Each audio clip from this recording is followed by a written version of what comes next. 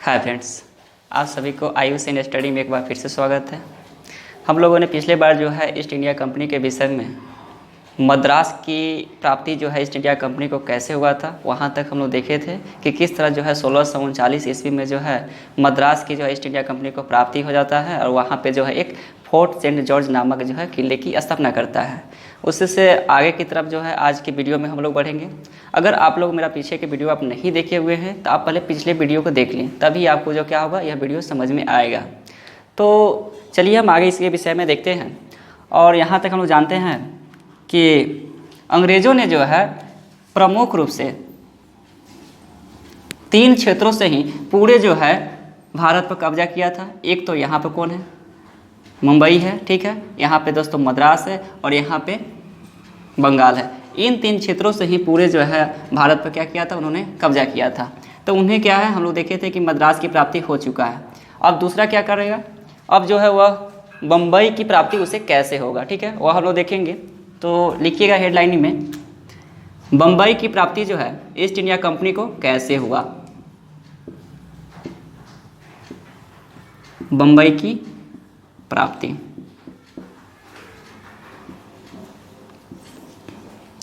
कहानी दोस्तों 1630 ईस्वी की है। 1630 ईस्वी की है। 1630 ईस्वी में मैड्रिड का संधि हुआ।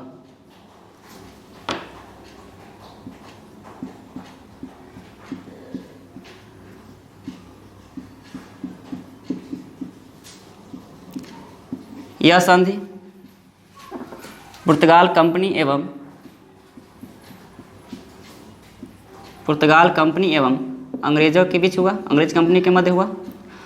और इस संधि करने के पीछे रीजन क्या था दोस्तों, कि 1630 ईस्वी से पहले जो है हमेशा जो है दोनों कंपनियों के मध्य में हमेशा तनावपूर्ण की स्थिति जो है बनी रहती थी। अब यहाँ पे इस संधि के माध्यम से यह दोनों ने यह निर्णय लिया कि आने वाले समय में हम लोग क्या करेंगे, किसी तरह का जो है युद्ध नहीं करेंगे, आपस में लड़ाई नहीं करेंगे और मिलजुल कर क्या करेंगे, व्यापार करेंगे। इसी उद्देश्य से जो है मैड्रिड की संधि दोस्तों जो 1630 ईस्वी में जो है इन दोनों के बीच किया गया था। लेकिन इसमें जो हुआ क्या था कि दोनों ने जो है मौखिक रूप से जो है यह संधि किया था, यानी कि किसी तरह का जो है हस्ताक्षर जो है इन दोनों ने नहीं किया था। इसके बाद क्या होता है, जब इन दोनों के मध्य जो है स्थिति जो अच्छा हो जाता है तो इन दोनों ने 1634 ईस्वी में सूरत गोवा समझौता करते हैं।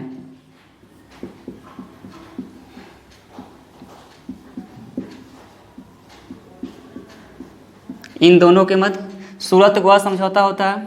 फिर किसके मध्य होगा, पुर्तगाल और अंग्रेजों के मध्य हुआ। सूरत में जो है कंपनी के अधिकारी यानी अंग्रेज कंपनी के अधिकारी और गोवा में जो है पुर्तगाल कंपनी के अधिकारियों के मध्य में क्या हुआ था, यह जो है संधि हुआ था। और इस समझौता के माध्यम से जो यहाँ पे जो उद्देश्य रखा गया था कि हमें क्या करना है, व्यापार सिर्फ करना है, किसी तरह का जो है मतलब कि युद्ध नहीं करना है, तो सिर्फ जो है इनका जो यहाँ पे जो संधि हुआ था ना, तो इसका भी जो वही उद्देश्य था। लेकिन इसमें जो क्या हुआ, हस्ताक्षर दोनों ने किया। इस दोनों में क्या किया, यहाँ पे जो मौखिक रूप से हुआ था और इसमें क्या हुआ, दोनों ने जो है हस्ताक्षर रूप से किया कि आने वाले समयों में जो क्या करेंगे, हम दोनों कभी जो है आपस में भिड़ेंगे नहीं, ठीक है। अब यहाँ पे यह हुआ, लेकिन इन दोनों के करने से कुछ नहीं होगा। अब इन दोनों करने के लिए तो किया, लेकिन जब तक इनके संसदों द्वारा जो है यह मान्यता नहीं दी जाएगी कि आपके द्वारा जो संधि किया गया है वह सही है या गलत है, अगर यहाँ से मान्यता दे दी जाएगी तभी जो क्या करेंगे, आपस में जो है क्या करेंगे, अपना जो है किसी तरह के युद्ध की भावना नहीं रखेंगे। तो 1642 ईस्वी में जो है इनके सांसदों द्वारा जो है यह बिल को जो क्या किया जाता है, पास कर दिया जाता है, यानी कि मान्यता मिल जाता है। किनके सांसदों द्वारा, यानी कि पुर्तगाल और अंग्रेजों के सांसदों द्वारा क्या किया जाता है, इन्हें जो है 1642 ईस्वी में मान्यता मिल जाता है। इस तरह जो है दोनों के मध्य में क्या होता है, यानी संबंध स्थापित हो जाता है, बहुत अच्छा स्थापित हो जाता है। तो लास्टली क्या होता है कि 1661 ईस्वी में 1661 ईस्वी में अंग्रेज का सम्राट रहता है चार्ल्स द्वितीय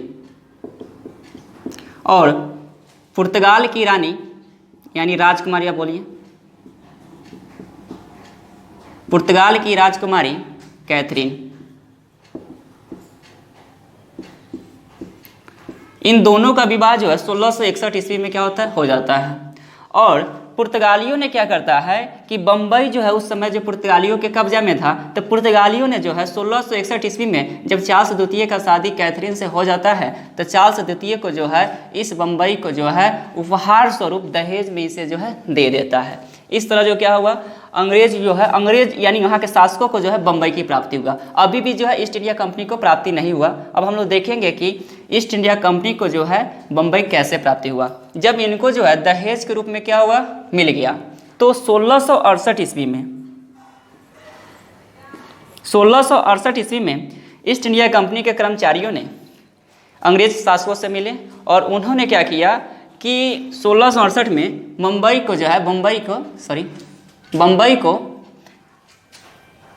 ले लिया। मतलब कि क्योंकि यह व्यापारिक क्षेत्रों के लिए क्या था, प्रमुख केंद्र था, इसलिए जो है इन्होंने क्या किया, बम्बई को 1668 में ईस्ट इंडिया कंपनी ने इसे ले लिया। इस प्रकार जो है ईस्ट इंडिया कंपनी को जो है बम्बई की जो है प्राप्ति हो गई। और तो क्या यह जो फ्री में दिए होंगे, तो फ्री में नहीं दिए थे। इन्होंने कहा था कि हम आपसे जो है 10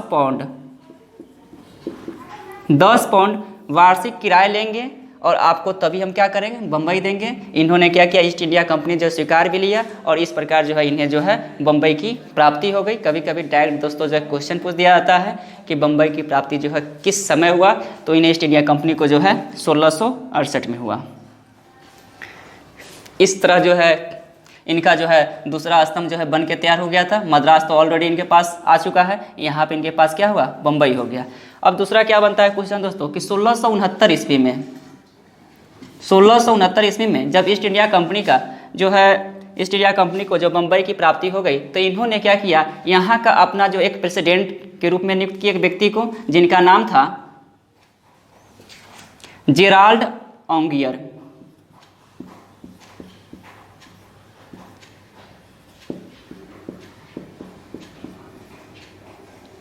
जेराल्ड ऑन्गियर साहब क्या बने, बम्बई के जो प्रथम प्रेसिडेंट बने। प्रेसिडेंट का मतलब होता है कि जो कंपनी के जो है कार्यभार को संभालने वाला होता था, उस समय जो प्रेसिडेंट की भूमिका जो है वही होता था दोस्तों।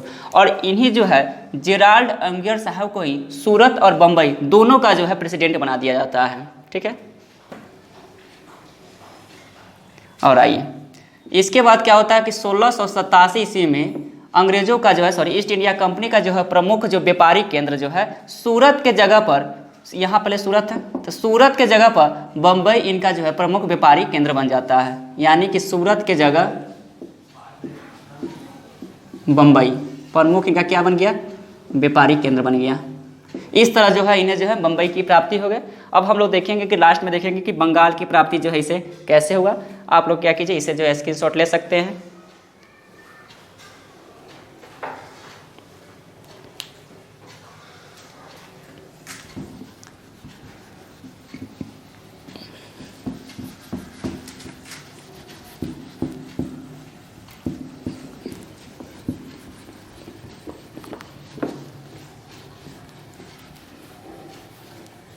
अब हेडिंग दे दीजिएगा, बंगाल की प्राप्ति जो है अंग्रेजों को कैसे हुआ, ईस्ट इंडिया कंपनी को।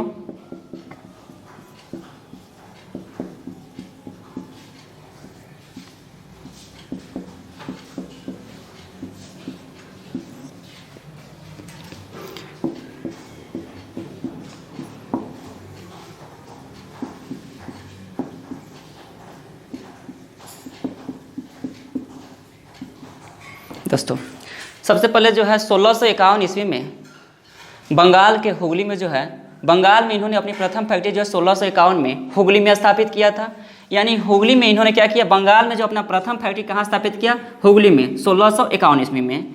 यहाँ का उस समय जो है बंगाल का जो सूबेदार था,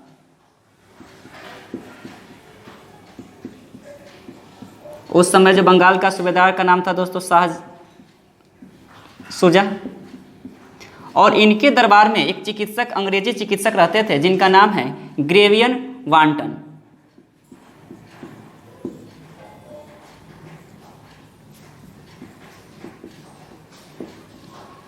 ग्रेवियन वांटन ने जो है, यह चिकित्सक थे इनके दरबार में, और इन्होंने जो क्या किया, शाह शुजा से जो है अनुमति प्राप्त की ईस्ट इंडिया कंपनी का जो है फैक्ट्री स्थापित करने के लिए। कहाँ, तो बंगाल के हुगली में। और इनका अनुमति जो है मतलब कि जो ये फरमान जो है जारी किए थे, क्योंकि चिकित्सक है तो यहाँ पे जो शासक के दरबार मतलब सूबेदार के दरबार में रह रहा है, तो इनका जो है इन्होंने क्या किया, बात मान लिया और जो है ईस्ट इंडिया कंपनी को बंगाल के क्षेत्रों में अपना प्रथम फैक्ट्री स्थापित करने के लिए अनुमति दे दिया।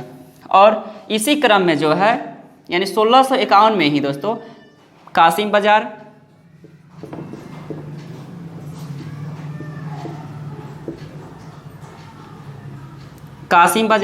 और पटना में भी क्या किया था, इन्होंने अपना जो है फैक्ट्री स्थापित किया था। ठीक है, तो कभी कभी डायरेक्ट दोस्तों जो क्वेश्चन पूछ दिया जाता है कि पटना में जो है इन्होंने अपने प्रथम फैक्ट्री कब स्थापित किया था, तो 1651 ईस्वी में, और कासिम बाजार में भी जो इन्होंने क्या किया था उसी समय जो अपना जो है फैक्ट्री स्थापित किया था।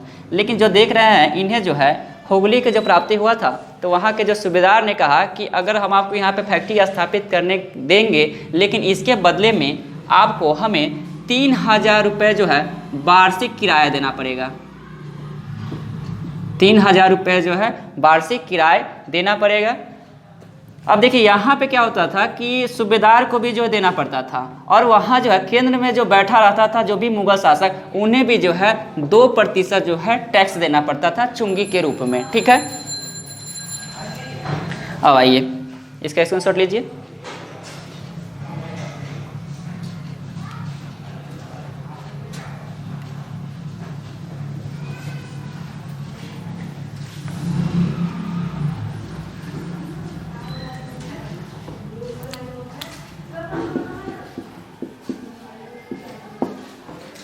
अब यहाँ पे होता क्या है, 1656 ईस्वी में पहले यहाँ का जो सूबेदार शाह सुजा था, लेकिन यहाँ पे क्या हुआ, उत्तराधिकारी का सत्ता पलट गया। मतलब कि यहाँ का जो है सूबेदार जो एक निशान बना,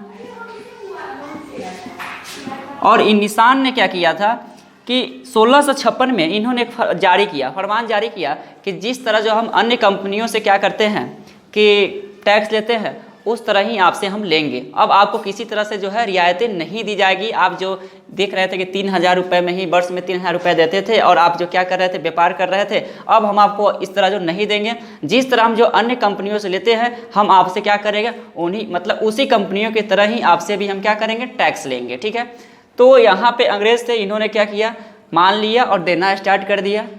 और इस तरह जो है लगभग में जो है बहुत छोटे छोटे जो स्तर पर जो है बंगाल में अपना जो इन्होंने क्या किया, फैक्ट्री स्थापित कर दिया। और 1658 ईस्वी में जितने भी छोटे स्तर पर बंगाल में इन्होंने अपना जो फैक्ट्री स्थापित किया था, वह सारे जो है फोर्ट सेंट जॉर्ज के जो है अधीन रखा। क्योंकि फैक्ट्री तो स्थापित है, लेकिन सारे जो फैक्ट्रियाँ किसके अधीन काम करती थी, तो मद्रास के अधीन काम करती थी। ठीक है, देखिए दोस्तों, इतना जो है डेट याद करने की आवश्यकता नहीं है। एक कहानी समझिए, जब तक एक दूसरे को कहानी पढ़ के नहीं पढ़िएगा ना, तो क्या होगा कि आपका जो लय नहीं बनेगा, यानी आप जो है उसे समझ नहीं पाइएगा। अब यह देखिए, लग रहा है कि दोनों जो फालतू पॉइंट है, लेकिन यहाँ पे हम लोग क्या कर रहे हैं, कहानी देख रहे हैं कि किस तरह जो इस कंपनी को वहाँ पे जो इसको दबाव बनाया जा रहा है। यहाँ पे जो कंपनी जो है छोटे स्तर पर किस तरह था, लेकिन बंगाल अभी भी देखिए, बंगाल की जो प्राप्ति इसे पूर्ण रूप में नहीं हुआ है। हम लोग देखेंगे कि इसे जो है पूर्ण रूप में कब प्राप्ति होता है। ठीक है, इसके बाद जो है हम लोग देखेंगे घटना देखेंगे 1672 ईस्वी का। 1672 ईस्वी में यहाँ का सूबेदार बनता है बंगाल का शाइस्ता खां,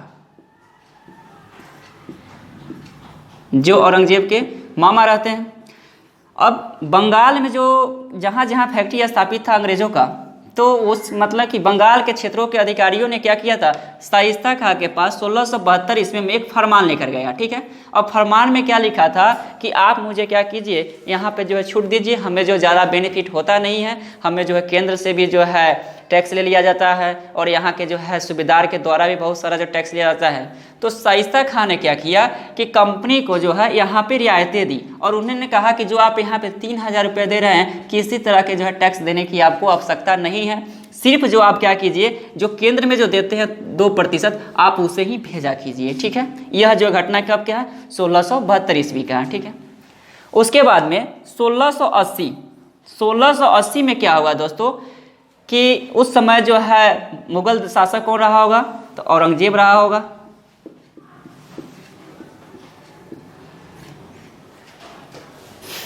औरंगजेब ने क्या किया, एक फरमान जारी किया, और इस फरमान के जगह पे इन्होंने रखा क्या तो इन्होंने कहा कि जो है हम आप लोगों से 2% तो चुंगी ले ही रहे हैं, इसके अतिरिक्त जो है आप सभी कंपनी को 1.5% जो है हमें जजिया कर भी देना पड़ेगा। आप लोग मुझे क्या कीजिए, 1.5% जो है जजिया कर दीजिए, यानी कि अनिवार्य कर दिया।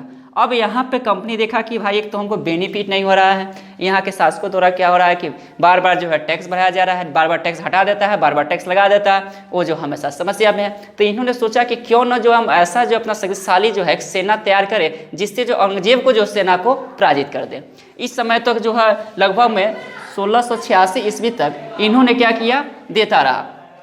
लेकिन एक घटना क्या होता है कि 1686 ईस्वी में 1686 ईस्वी में हुगली, अब जैसे हम देखें कि हुगली की प्राप्ति कब हुआ था, इन्हें जो है 1651 में यहाँ पे जो है इन्होंने फैक्ट्री स्थापित किया था। हुगली के क्षेत्रों में जो है ना, यानी अंग्रेजी अधिकारियों ने लूटपाट मचा दिया, क्योंकि यह थोड़ा जो शक्तिशाली हो गए थे इस समय तक, और इन्होंने सोचा कि थोड़ा देखते हैं कि जो है मुगल सेना कितना शक्तिशाली है। ठीक है, इसके जांच के लिए भी इन्होंने क्या किया कि अपना जो है अटैक करवाया था, और साथ में जो वहाँ के आम नागरिकों को भी जो क्या किया था, जो है अंग्रेज अधिकारियों ने लूटपाट किया। यह पता जो चलता है किसको, औरंगजेब को। तो औरंगजेब को जो पता चलता है तो उन्होंने क्या किया, अपना शाही सेना को भेजा और ऑर्डर दिया कि जहाँ जहाँ जो अंग्रेज का कंपनियाँ सभी जगहों से जो है उन्हें भगाओ। और कहा जाता है कि इस समय तक जो है लगभग में सारे कंपनियों को जो है भगा दिया, खदेड़ दिया।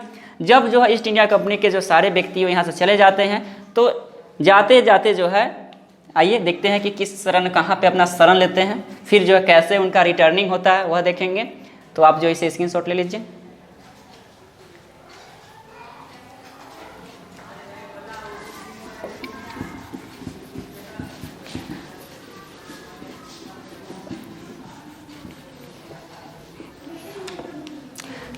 जब इन्हें जो खदेड़ के भगा दिया जाता है, तो सारे जो है अंग्रेज के जो अधिकारी जो भी थे, अब यह जो है मेडागास्कर के ही पास एक जो है द्वीप स्थित है, जिसका नाम है जोरग्रस्त द्वीप, या इसी को बोलते हैं फुल्टनायक द्वीप।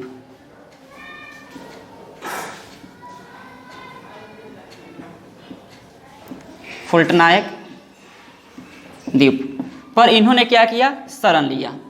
और यहीं पे एक अधिकारी होते हैं अंग्रेज का, यानी प्रतिनिधि बोल सकते हैं, वह जो है जॉब चार्नक की एंट्री होती है दोस्तों, चार्नक बोल सकते हैं सर, जॉब चार्नक की एंट्री होती है। और इन्होंने जो है औरंगजेब से समझौता करने के लिए 1687 ईस्वी में क्या कहता है, एक फरमान भेजता है। तो औरंगजेब ने क्या करता है, औरंगजेब जो है समझौता करने के लिए मान जाता है। देखिए यहाँ पे जो क्या हुआ, औरंगजेब जो है माना। शायद कहा जाता है कि अगर यहाँ पे यह फरमान को नहीं मानता तो फिर जो अंग्रेज आता नहीं। तो क्या हुआ, यहाँ पे जो इन्हें फरमान माना, और इन्होंने क्या किया, जॉब चार्नक और औरंगजेब ने क्या किया, एक समझौता किया। और समझौता के माध्यम से यह हुआ कि जो है अंग्रेजों को जो है सूतानाती जो है बंगाल का एक क्षेत्र है, यहाँ पे जो है इन्हें आने का जो है, वापस आने का जो है अनुमति मिल गया। लेकिन इसके बदले में औरंगजेब ने कहा कि आपको जो है 1.5 लाख रुपए जो है जुर्माना भरना पड़ेगा, क्योंकि मेरा जो है खर्चा कुछ ज़्यादा ही हुआ था, इसलिए आपको जो 1.5 लाख रुपया खर्चा मतलब कि हर्जाना भरिए, यानी कि आप जुर्माना भरिए, तब क्या करेंगे, हम आपको जो है वापस आने का मौका देंगे। इन्होंने क्या किया, ठीक है सकारा, और इन्होंने एक 1.5 लाख रुपया भी जुर्माना दिया। और उसके बाद क्या हुआ, सूतानाती के क्षेत्रों में जो है अपना जो है वापस लौट आए। और यहाँ पे अभी फैक्ट्री स्थापित नहीं करेंगे, देखेंगे कि कैसे जो है 1690 ईस्वी में सूतानाती में अपना जो फैक्ट्री स्थापित करते हैं। जब यहाँ पे यानी कि जब ईस्ट इंडिया कंपनी जो है यहाँ पे जो है सूतानाती में आने का जो है मौका मिल गया, तो इन्होंने क्या किया कि जहाँ जहाँ जो फैक्ट्री स्थापित किए थे, पुनः जो है उन सभी क्षेत्रों में इन्हें जो है वहाँ के शासकों द्वारा जो है अनुमति मिल जाता है, और पुनः जो है अपने अपने सूरत चाहे जहाँ भी फैक्ट्री स्थापित किया था वह आ जाते हैं। अब देखते हैं 1688 के एक कहानी दोस्तों, देखिए ये 1688 है। 1688 में एक प्रेसिडेंट के रूप में आते हैं जिनका नाम रहता है जॉन चाइल्ड, अंग्रेज का ही अधिकारी है। जॉन चाइल्ड का सामना दोस्तों होता है किससे, औरंगजेब से।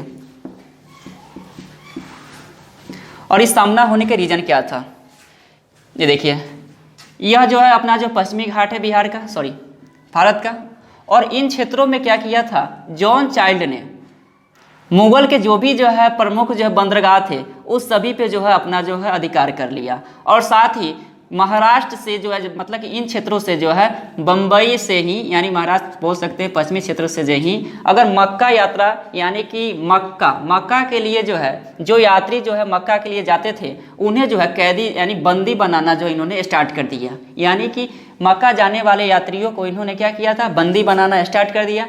इसलिए जो है इनका सामना जो 1628 इसमें किससे हुआ, औरंगजेब ने। जब औरंगजेब ने जो है इससे सामना किया तो औरंगजेब जो है इसे क्या किया, इन्हें जो है पराजित कर दिया। ठीक है, क्योंकि देखिए यार बच्चा है तो पराजित ही होना होगा। ठीक है, तो इस बच्चा को क्या किया, औरंगजेब ने क्या किया, इसे जो है पराजित कर दिया। अब क्या होता, कहा जाता है कि दोस्तों कि औरंगजेब के समय कोई ऐसी कंपनी नहीं थी जिसका जो है वर्चस्व हो, यानी कि सारी कंपनियों की स्थिति क्या थी, एक समान ही था। इसके बाद क्या होता है कि जब यहाँ पे जो है इससे जो है यह पराजित कर देते हैं औरंगजेब, तो कहता है कि भाई तुम भी जो है क्या करो, हमको जो 1.5 लाख जो जुर्माना दो। ठीक है, और इससे भी क्या करता है, 1.5 लाख रुपए जुर्माना लेता है और इसे जो है भगा दिया जाता है। ठीक है, अब आइए 1690 ईस्वी में सूता नाती के क्षेत्रों में क्या होता है, इन्हें जो है फैक्ट्री स्थापित करने का जो है मौका मिल जाता है। किसको, यानी कि ईस्ट इंडिया कंपनी को। और इन्होंने क्या किया, अपना जो है फैक्ट्री स्थापित कर दिया। स्क्रीनशॉट लीजिए, इसके बाद फिर हम देखते हैं।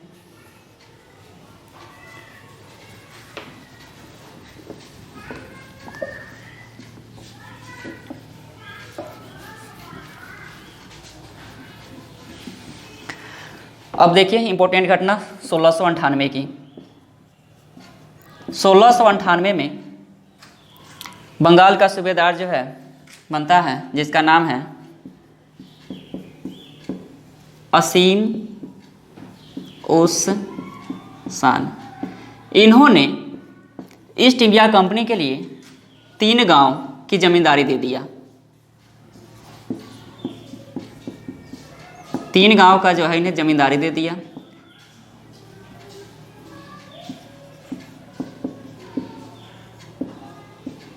तीन गांव का जो इन्हें जमींदारी मिल गया। ठीक है, अब जब इन्हें 3 गांव की जमींदारी मिल गया तो सिर्फ असीम उस्सान ने इन्हें जो यही कहा कि आप क्या कीजिए, जो वहाँ के गांव के जो है मालिक है, जो जमींदार है, उसे क्या कीजिएगा, आप जो है वर्ष में मात्र जो है 1200 रुपये दीजिएगा और वहाँ पे क्या कीजिए, जो है अपना खुल्लम खुल्ला मतलब जो भी यानी यहाँ से जमींदारी से जो भी जो आपको राजस्व की प्राप्ति होगा आप खुद लीजिए।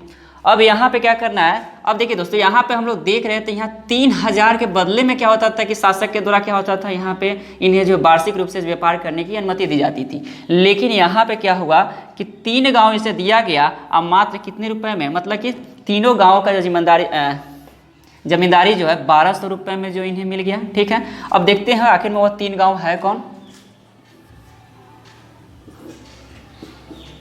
आइए पहला लिखेंगे सूतानाती। सूतानाती में देखें फैक्ट्री स्थापित किया था। अब वहाँ का क्या हुआ, जमींदारी इन्हें मिल गया। कलिकत्ता, कभी कभी कलिकत्ता भी लिखना मतलब कि देखने को मिलेगा, लेकिन आप जो है याद रखिए इसे, कलिकत्ता। उसके बाद एक जो है गोविंदपुर। इन 3 जो गांव की जो है इन्हें क्या हुआ, जमींदारी मिल गया। जब इन्हें जो है जमींदारी मिल गया तो इन्होंने क्या सोचा कि बगल में तो जो है हमारे जो पुर्तगाल भी है, पुर्तगाल तो थे ही हैं, लेकिन अभी जो है इनसे कोई जो है पुर्तगाल से इन्हें कोई जो है आपत्ति नहीं है, क्योंकि जो है संधि कर चुका है। डच थे बगल में और भी फ्रांसीसी ये सब आते हैं। तो होता क्या है, तो इन्होंने क्या किया, उन सभी के भय से जो है यहाँ पे किलेबंदी करवा दिया। और इस किलेबंदी बनवाया तो किले का नाम क्या रखा दोस्तों, फोर्ट विलियम।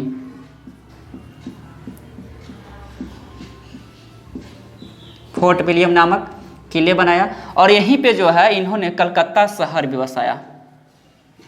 कलकत्ता शहर को दोस्तों इन्होंने ही बसाया था 1700 ईस्वी में। अगर आपसे यह पूछा जाए कलकत्ता शहर के बसाने की जो है बसाने में किसकी भूमिका थी, तो संस्थापक का नाम जो है जॉर्ज चर्नो का आता है।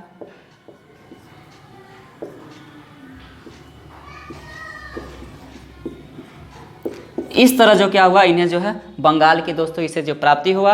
अब क्या हुआ देखिए, इन्हें जो है मद्रास की प्राप्ति हो गई, बम्बई की प्राप्ति हो गई और यहाँ जो है देख रहे हैं बंगाल की भी प्राप्ति हो गई।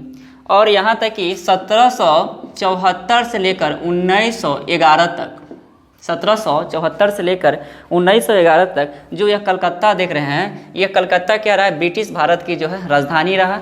और उसके बाद ही क्या होता है, दिल्ली जो है भारत की राजधानी बना। और मैं उम्मीद करता हूँ कि जो है आप सभी को जो है इतना तक समझ में आया होगा।